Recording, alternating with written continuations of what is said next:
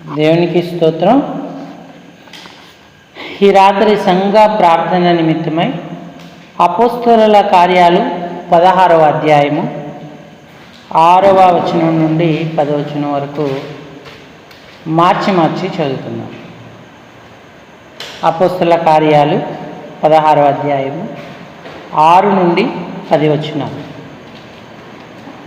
ఆసియాలో వాక్యము చెప్పకూడదని పరిశుద్ధాత్మ వారిని ఆటంకపరిచినందున వారు ఫ్రుగియా, గలతియా ప్రదేశముల ద్వారా వెళ్ళి మూసియా దగ్గరకు వచ్చి బితునియకు వెళ్ళుటకు ప్రయత్నము చేసిరి గాని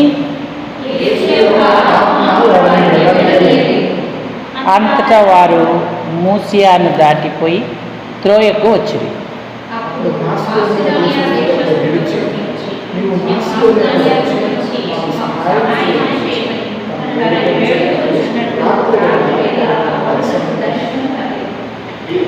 అతనికి ఆ దర్శనము కలిగినప్పుడు వారికి సువార్త ప్రకటించుటకు దేవుడు మమ్మను పిలిచి ఉన్నాడని మేము నిశ్చయించుకున్న వెంటనే మాసిదోనియాకు బయలుదేరుటకు యత్నము చేస్తుంది. 9వ వచనాన్ని అందరం కలిసి చదువుకుందాం. అప్పుడు మాసిదోనియా దేశస్థుడొకడు నీవు మాసిదోనియాకు వచ్చి మాకు సహాయము చేయమని తనకు వేడుకొనుచున్నట్టు రాత్రి వేళ పౌలునకు దర్శనము కలిగింది. చాలండి. చదువుకున్న లేఖన భాగం శరీరాగలిగిన మన హృదయాలకు ఈ రాత్రి సంఘ ప్రార్థనా ప్రోత్సాహ నిమిత్తమై హెచ్చరికగా, పురిగొల్పుగా, ఆశీర్వాదకరంగా, దీవెనకరంగా ప్రేమగల దేవుడు చేయునుగాక. ఆమేన్. ప్రభు ప్రజలారా, ప్రభునందున్నటువంటి ప్రియమైన వారులారా, దేవుడు మనకు సహాయమును ఆశ్రయ దుర్గమునై ఉన్నాడు అన్నాడు. ఆపత్కాలములో నమ్ముకొనదగిన సహాయకుడు ఎవరైనా ఉన్నారు అంటే ఆయన దేవుడు మాత్రమే. ఆయన అందరికీ సహాయకారి, ఉపకారి. ఆయన పేరే సహాయకుడు. ఇశ్రాయేలీలు అంటారు కదా, ఇంతవరకు యెహోవా మనకు సహాయము చేసెను. అందుకే ఎబినేజర్ అని పేరు పెట్టాడు. కేవలం ఇశ్రాయేలునికే కాదు, ఆయన సమస్త జనాంగానికి సహాయకుడే. అక్కరలో ఉండి అర్థించిన వారందరికీ కూడా ఆయన సహాయం చేయడానికి వేగిరమే దిగి వస్తాడు. ప్రభువా మాకు సహాయము చేయుము అని మ్రొక్కిన కనాను స్త్రీకి సహాయం చేశాడు, ఆ గుడ్డివారికి సహాయం చేశాడు, ఇంకా చెవిటి వారికి సహాయం చేశాడు, అనేకులకు ఆయన సహాయం చేశాడు. మరి ఆయన స్వరక్తమిచ్చు సంపాదించుకున్న సంగమ్మను సమయోచితమైన సహాయం కొరకై ఎల్లవేళలా ఆయన కృపాసనమునొద్దకు వెళ్ళే ఏర్పాటు ప్రభువే చేశాడు. కాబట్టి మనము సహాయం పొందుకోవాలన్నా, ఇతరులకు సహాయం చేయాలన్నా దేవుడు ఉన్నాడు అన్న ధైర్యంతో మనం ఆయన యొద్దకు సమీపించేటువంటి వారిగా ఉండాలి. కొండల తట్టు నా కన్నులెత్తుచున్నాను, నాకు సహాయము ఎక్కడ నుండి వచ్చును? భూమి ఆకాశాలను సృజించిన యెహోవా వలననే నాకు సహాయము కలిగెను అన్నాడు. కాబట్టి మంచి సహాయకుడు మనకుంటుండగా మనం ఎంతగా సహాయం పొందుతున్నాం, ఇతరులకు ఎంతగా సహాయం చేస్తూ ఉన్నాం. ఈ దినాలలో సంఘాలు సహాయం కొరకు నిరీక్షిస్తూ ఉన్నాయి. అన్యజనులు, దేవుని పిల్లలు, ప్రతి ఒక్క ఒక్కరూ కూడా సహాయం కొరకు నిరీక్షిస్తున్నారు. సహాయాలలో 2 రకాలు ఉంటాయి. ఒకటి భౌతిక సంబంధమైన సహాయం, రెండవది ఆత్మ సంబంధమైన సహాయం. మనం చదువుకున్న లేఖన భాగంలో పౌలు రక్షించబడిన తర్వాత మరి సంఘంలో ఉండి కొంతకాలం బలపడి సంఘము ద్వారా ఆయా స్థలాలకు ఆయన పంపింపబడుతూ వచ్చాడు.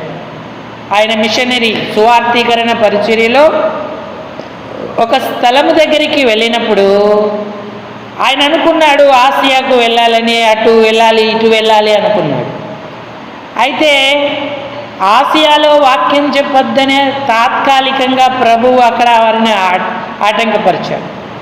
మరో దిక్కునకు వెళ్ళబోతే యేసు ఆత్మ వారిని వెళ్ళనీయలేదు అన్నాడు. అంటే వారిని పరిశుద్ధాత్మ దేవుడు అక్కరగలిగిన స్థలానికి నడిపి వారి ద్వారా ఇతరులకు సహాయం చేయాలని ఎదురు చూస్తూ ఉన్నాడు. ఆ రాత్రి పౌలు గారికి ఒక దర్శనం కలిగింది, లేదా ఒక కళ అని కూడా మనం అనుకోవచ్చు. ఆ దర్శనంలో మాసిదోనియా దేశస్థుడొకడు నిలిచి ఆయనను అడుగుతా ఉన్నాడు, నీవు మాసిదోనియకు వచ్చి మాకు సహాయము చేయుము అని వేడుకున్నాడు. అప్పుడు పౌలు గ్రహించాడు, ఓహో దేవుడు నన్ను మాసిదోనియకు వెళ్ళి అక్కడ ఉన్నవారికి సహాయం చేయమని లేదా సువార్త ప్రకటించాలని పిలుస్తున్నాడు అని గ్రహించి మరి అటు వెళ్ళడానికి వారు ప్రయత్నము చేస్తూ వచ్చారు. అటు ఈనాడు సార్వత్రికం అంతటికి అనేకులకు మనం సహాయకరులుగా ఉండాలి. అయితే ఎవరికి సహాయం చేయాలి, ఎక్కడ సహాయ అవసరత ఉంది, ఏ సహాయం చేయాలన్న గ్రహింపు మనం కలిగి ఉండి ఆత్మీయ సహాయం, భౌతికమైన సహాయం మనం చేయగలిగితే ధన్యులమవుతాం. మొట్టమొదట మానవాళంతటికీ ఏ సహాయం కావాలి, ఏ సహాయం కొరకు మానవాళి ఎదురు చూస్తూ ఉంది? అందరికీ నాశనము నుంచి తప్పించబడే సహాయం కావాలి. ఇంకా చెప్పాలంటే సువార్త సహాయం వారికి అందాలి. దేవుని వాక్యము ప్రతి స్థలానికి వెళ్ళడానికి మనం సహాయకులం అవ్వాలని దేవుడు కోరుతూ ఉన్నాడు. కాబట్టి సువార్త పరిచర్యకు, సువార్త పనిలో ఉన్న వారికి మనం సహాయం చేయాలి. ఎందుకంటే వాక్యం ఎక్కడికి వెళుతుందో అక్కడెల్లా దేవుడు కార్యం చేస్తూ ఉంటాడు.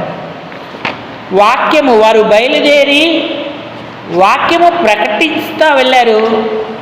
వెనువెంట జరిగిన సూచక క్రియల చేత దేవుడు దానిని స్థిరపరుస్తూ వచ్చాడు. మార్కు 16:20 మార్కు సువార్త 16వ అధ్యాయం 20 వారు బయలుదేరి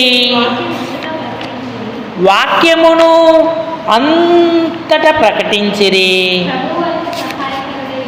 ప్రభువు వారికి సహాయకరుడయుండి, సహకారుడయుండి వెనువెంట జరుగుచూ వచ్చిన సూచక క్రియల చేత వాక్యమును స్థిరపరచుచుండెను అన్నాడు.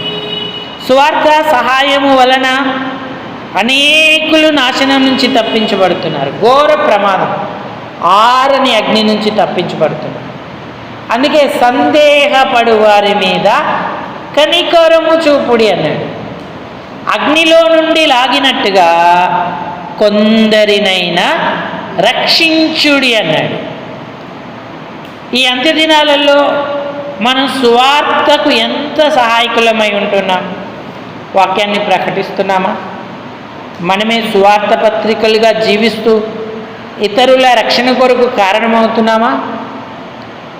దేవుడు సహకారుడై ఉంటాడు. వాక్యం ప్రకటించినప్పుడు, సువార్త చెప్పినప్పుడు ఆయనే వాళ్ళల్లో కార్యం చేసి అనేకులను రక్షణలోకి నడిపేటువంటి వాడిగా ఉంటాడు. అంటే రక్షించబడి దేవుని బిడ్డలమైన మనం సువార్త సహాయకులుగా ఉండేటట్టు, సువార్తకు సహాయకులమై అనేకులను రక్షణలోకి నడిపినట్టుగా మన జీవితాన్ని, సాక్ష్యాన్ని కాపాడుకుంటూ ఆయనను ఘనపరిచేటువంటి వారంగా ఉండాలి. మాసిదోనియా దేశస్థుడికి ఇప్పుడు ఏ సహాయం కావాలి? ఆ దేశానికి ఆత్మరక్షణ కావాలి, ఆ దేశస్థులకు సువార్త కావాలి, నాశనం నుంచి వారు తప్పింపబడాలి. అందుకే సువార్త పౌలు గారి ద్వారా దేవుడు అక్కడికి తీసుకెళ్ళాడు, అనేకుల రక్షణకు కారణమయ్యాడు. కాబట్టి మనం సువార్తకు సహాయకులమై ఉండాలి. రెండోది, ప్రార్థనా సహాయులమై ఉండాలి. చూడండి, 1 కొరింథీ పత్రిక 2 కొరింథీ పత్రిక 1వ అధ్యాయము 10వ వచనం చదవండి. కొరింథీ 2.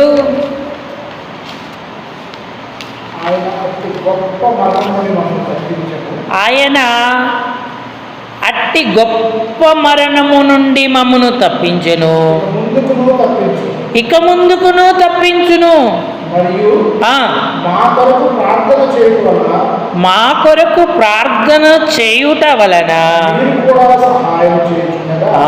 ఎంత గొప్ప సహాయం! మా కొరకు ప్రార్థన చేయుచుంటుండగా మీరు కూడా సహాయం చేయుచుండగా ఆయన ఇక ముందుకును మమ్మను తప్పించునని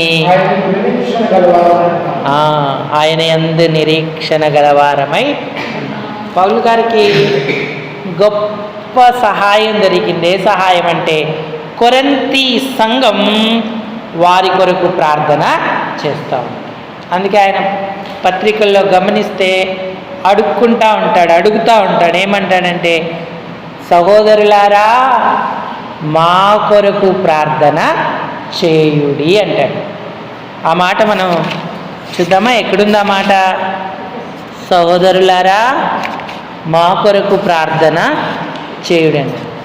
ఎందుకంటే అలా ప్రార్థిస్తున్నప్పుడు దేవుడు వారికి సహాయకుడై గొప్ప మరణము నుంచి తప్పిస్తూ ఉన్నాడు. గొప్ప మరణము నుంచి తప్పిస్తున్నాడు. తెస్సలోనికకు రాసినటువంటి 1వ పత్రిక 5వ అధ్యాయము 25వ వచనం. సహోదరులారా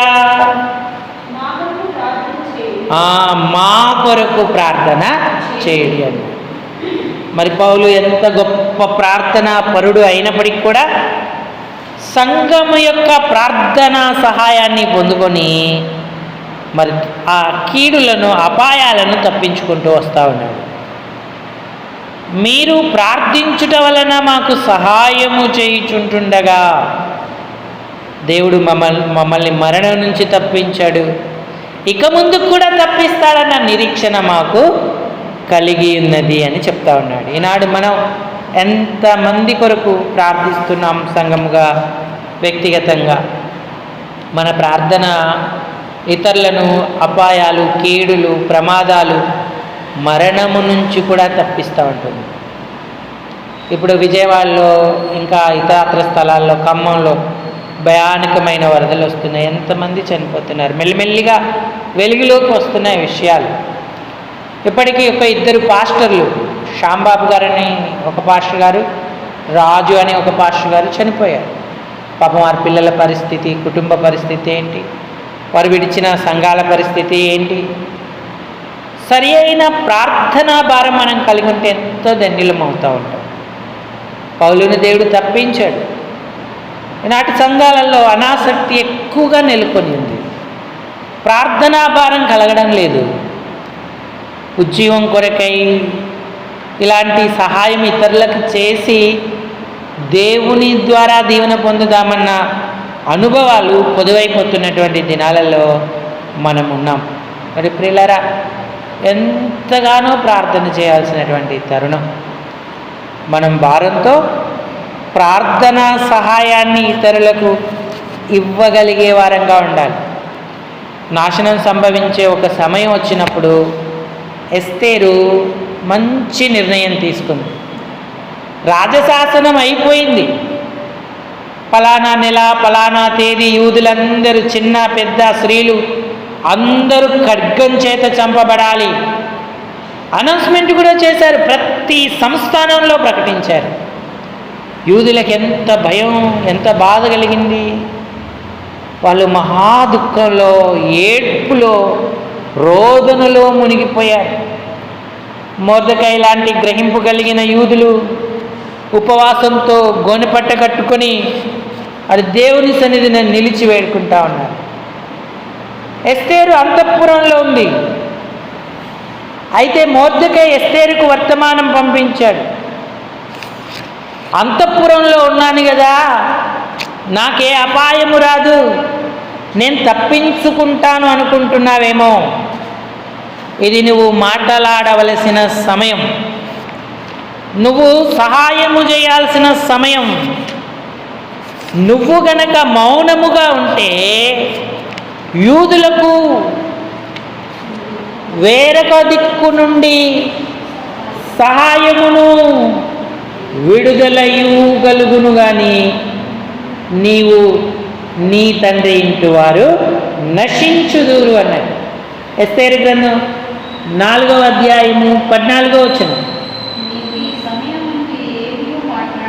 నీవి సమయమందు ఏమీ మాట్లాడక, అంటే ఏ సహాయము చేయకుండా తప్పించుకోవడానికి చూస్తే, మౌనముగా ఉంటే యూదులకు, దేవుని పిల్లలకు, ఇతరులకు సహాయమును విడుదలయు మరి యొక్క దిక్కు నుండి వచ్చును గాని నీవును నీ తండ్రి ఇంటి వారును నశించుదురు. ఈ సమయము బట్టియే రాజ్యమునకు వచ్చితివేమో ఆలోచించుకోమని చెప్పారు. మొర్దెకై సలహా ఎస్తేరు తీసుకుంది, స్వీకరించింది. 3 దినాలు ఉపవాసం ఉంది. మొదట పరలోకపు దేవుని సహాయం కొరకై వేడుకుంది. అనంతరం రాజు దగ్గరికి వెళ్ళింది.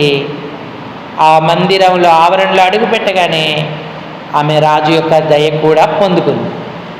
అట్లా ఒక ప్రణాళిక ప్రకారంగా దుష్టుడైన హామాను చేసిన శాసనాన్ని విఫలమగునట్లు చేసి దేవుని సంకల్పానికి సహకారి అయి నశిస్తున్న యూదులందరినీ కూడా రక్షించింది. ఆమె తన ప్రాణాన్ని లక్ష్య పెట్టకుండా, పిలవకుండా రాజమందిరంలోకి వెళ్ళే అనుమతి ఎవ్వరికి లేకపోయినా ఆమె వెళ్ళి మరి రాజదండం, బంగారు దండం చూపించి ఆమెను రక్షించాడు. అట్లు ఎస్తేరు యూదులందరికీ సహాయం చేసింది. ఈనాడు మనం ప్రార్థనా సహాయం, ఇతరులు క్షేమమునందునట్లుగా చేయగలుగుతా ఉన్నామా? అప్పుడు ఎంతో ధన్యులమవుతాం. మొదటిది సువార్త సహాయం, ఆత్మరక్షణ కొరకు చేయాలి. రెండవది ప్రార్థనా సహాయం, కీడులను, అపాయాలను, మరణాలను తప్పించడానికి మనం దేవుని సన్నిధిన వారి నిమిత్తమై వేడుకునేటువంటి వారంగా ఉండాలి. మూడవది అక్కరగల వారికి సహాయం చేస్తూ రావాలి. చూడండి, పౌలు గారు ఒక సంఘ పరిచారకురాలి నిమిత్తమై సంఘానికి సిఫార్సు చేస్తూ ఉన్నాడు. ఆమె నాకు ఎంతో సహాయకురాలు, మీరు ఆమెకు సహాయం చేయండి అని చెప్తా ఉన్నాడు. అప్పుడు రోమాపత్రిక 16వ అధ్యాయం 1వ వచనం. రోమాపత్రిక 16 1వ వచనం.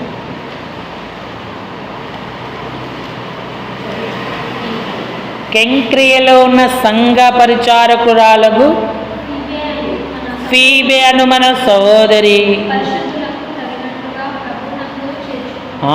సహోదరిని పరిశుద్ధులకు తగినట్టుగా ప్రభువునందు చేర్చుకొని